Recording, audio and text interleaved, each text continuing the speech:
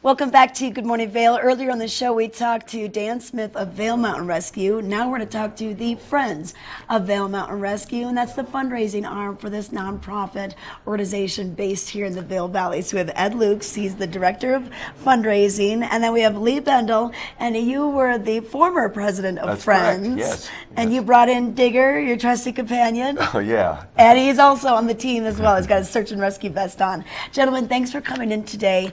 And the mission of Friends of Vail Mountain Rescue is to help them raise the funds that are needed for all these missions that you don't charge for. That's exactly right. Although Dan mentioned this morning that there were no missions this week, there tend to be close to 100 a year.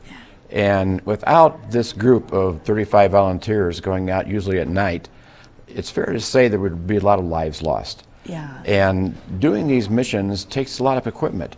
Many of them, it'll be $50,000, $100,000, $150,000 worth of equipment that's used to perform the missions. And that has to come from someplace. And although there's government support in a number of areas, a lot of the equipment and training needs to be provided every year. And in the past, the same people who have been going out at night to perform the missions also have jobs and families, have also been required to raise the funds every year to supply the equipment and training. So that's where Friends came in. And Lee and others started it a few years ago. We decided, as opposed to having to raise money every single year, wouldn't it be great if we could raise an endowment fund that once it's there, that there will be no more fundraising. Oh, that'd be great. And our goal is $2 million. We're approaching $900,000 now. Okay. But it means a lot, and Lee can explain how much it does mean to the team to not have to go out and raise money in addition to everything else that they do. Well, Lee, because once again, it's an all-volunteer run organization. Exactly. And yes. Just the training alone can take a lot of time. Yes, and an example of how much time training takes would be the last 3 days. Friday we had 6 people up on Meadow Mountain preparing for an avalanche scenario. Yes.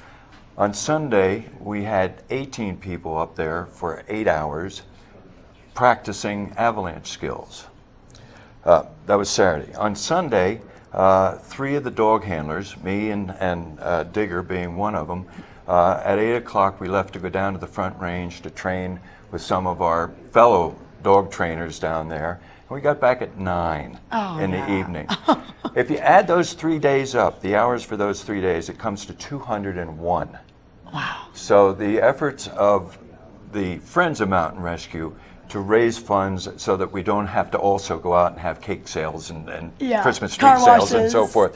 That burden has been taken off of us, or is being taken off, and that's just wonderful, and it makes it possible for us to do our training and, of course, our missions. Well, a lot of people think, oh, I don't think I'll ever need mountain rescue. But if you ever go hiking in the summertime, snowshoeing in the winter, snowmobiling, I mean, you never know when something is going to strike where you roll your ankle and pretty soon you find yourself miles away and you don't have any help. And that's what's so wonderful. If we can get a hold of you, you guys are ready for us. We bring in the dog if we need anything, that's out there for us. And you don't charge. I think that's a big misconception is people think they don't want to call because they're like, oh, I don't want to get a bill. But you guys don't charge for your services. If you get taken away in an ambulance or have to go to the hospital, that's another situation. Correct. But at that point, you probably do really need some medical attention, right? That's right. Yeah, if people happen to take a wrong turn in the backcountry or have some kind of a fall or minor accident or something, it just happens. And that's where a large percentage of the rescues are needed. And there would be no way back. If the people didn't have this group. Okay, so we're at 900,000 of the 2 million. So Correct. we need some people to step up. I know we've had some matching funds and some corporate sponsors that have been helping out too. That's right. We're building a matching, we're calling it a community challenge matching fund program for this year that will match donations, coming forward. So we're out talking to local businesses and others to pitch in. And help do. Everyone needs to do their part to make this search and rescue effort work. Okay. But we're also having a summer market, as we have had in the past with the Vail Summer Market, and we're always looking for volunteers to help with that. So if people like to help in another way, they can't go out and help with their search and rescues, but they'd like to help with the market, just go to our website, VailMountainRescue.org, and you'll find a spot under Friends for volunteering. Okay, yeah, Yeah. that is a source, VailMountainRescue.org. Go under Friends and either donate, or you can learn how you can be a volunteer for this summer's farmers markets.